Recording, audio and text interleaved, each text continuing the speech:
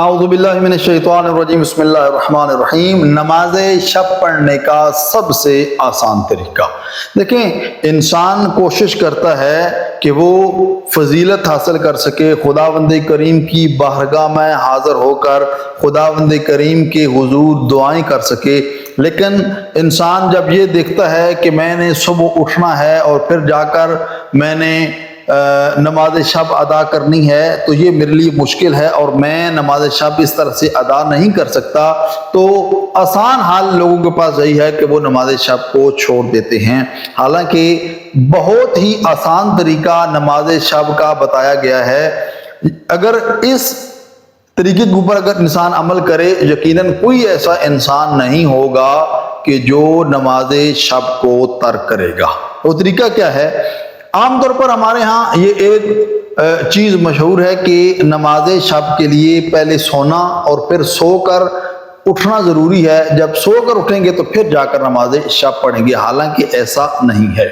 نماز شب اس کی فضیلت کا وقت واقعاً صبح کی نماز سے پہلے ہے، لیکن اگر کوئی شخص اسے پتا ہے کہ میں نماز شب نہیں پڑھ سکوں گا تو سب سے آسان طریقہ جو اس کا ہے وہ یہ ہے کہ آپ نماز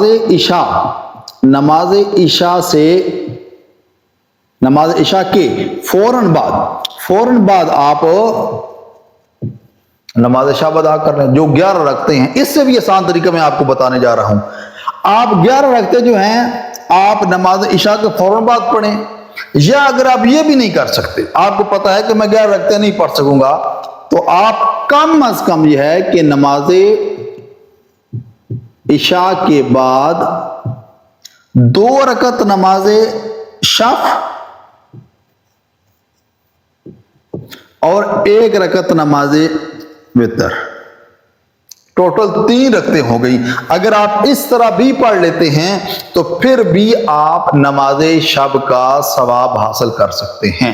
یعنی آپ نے عشاء کی نماز پڑھی، عشاء کی نماز کے فوراً بعد آپ مسجد میں ہی موجود ہیں یا گھر موجود ہیں، آپ نے 2 رکعت نماز شفع پڑھ لینی ہے اور 1 رکعت نماز وتر پڑھنی ہے۔ وہ جو 8 رکعتیں دوسری ہیں جو آپ نماز شب سے پہلے پڑھتے ہیں، آپ ان کو چھوڑ دیں، پھر بھی آپ جب وہ نماز شب کی فضیلت وہ در کر سکتے ہیں، اس کو حاصل کر سکتے ہیں۔ رہی پروردگار کی بارگاہ میں دعا ہے خداوند کریم ہم سب کو نماز شب پڑھنے کی توفیق عطا فرمائے۔ والسلام علیکم ورحمۃ اللہ وبرکاتہ۔